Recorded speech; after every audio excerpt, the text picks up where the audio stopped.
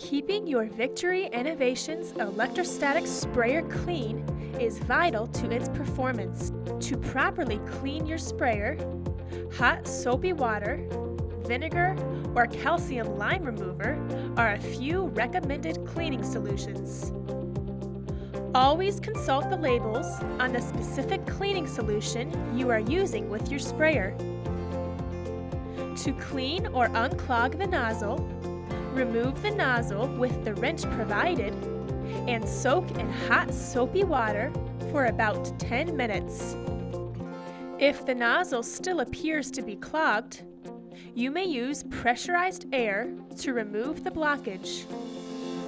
To reduce the chance of blockage, it is recommended to spray an entire tank of clean water through the unit. This rinses out any residual chemical buildup and should be done after every few days of use. Review the chemical MSDS sheet on how best to secure and store your chemical solution when not in use. To store and maintain your Victory Innovations sprayer, always disconnect the storage tank when not in use.